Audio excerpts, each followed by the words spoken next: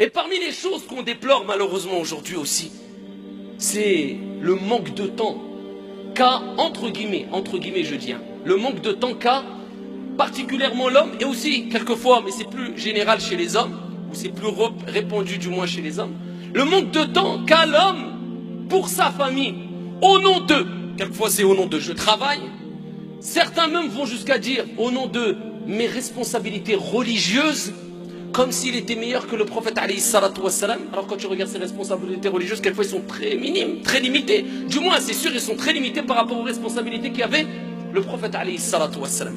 Le prophète lui-même, il s'est occupé de toute la Ummah. Avec cela, eh bien ses épouses attestaient que dès qu'il faisait salat al-isha, il allait où le prophète? Il rentrait chez lui. Il rentrait directement chez lui. Le prophète passait des heures avec sa famille. Il passait du temps avec son épouse. Il passait du temps avec ses enfants. Il passait du temps avec ses filles. Le prophète alayhi salatu wassalam faisait, ici il y avait des moments où même il nous a été relaté où il jouait avec ses épouses, où il faisait du sport avec ses épouses. Et toi aujourd'hui, j'ai pas le temps. Ashada, c'est pas t'as pas le temps. Tu ne sais pas organiser ton temps. Ce n'est pas t'as pas le temps. Il n'y a pas de baraka dans ton temps. C'est pas t'as pas le temps. Tu ne donnes pas du temps au temps. Ni plus ni moins. L'islam c'est ta famille aussi. Le travail, c'est l'islam aussi. Si tu travailles de manière claire pour avoir de l'argent licite, d'une manière transparente, et ça ne prend pas le dessus sur ta relation avec ton Seigneur. Là, à ce moment-là, le travail, c'est une ibada.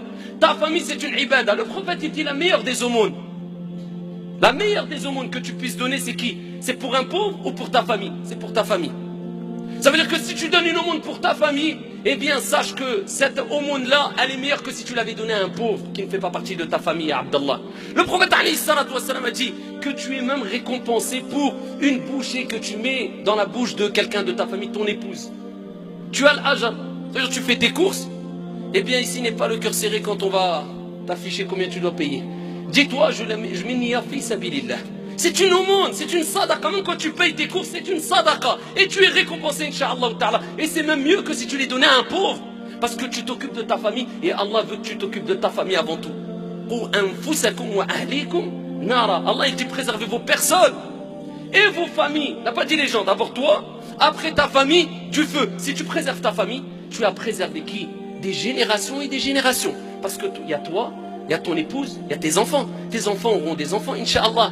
Des petits-enfants, arrière, tu es en train de former, de créer des générations et des générations, incha'Allah. Donc au lieu d'aller voir loin, occupe-toi déjà de ta famille, donne-leur du temps. Sors avec eux, promène-toi avec eux, surtout quand ils sont jeunes. Parce que le temps passe vite et tu vas le regretter. Et la famille, c'est une amana, c'est un dépôt.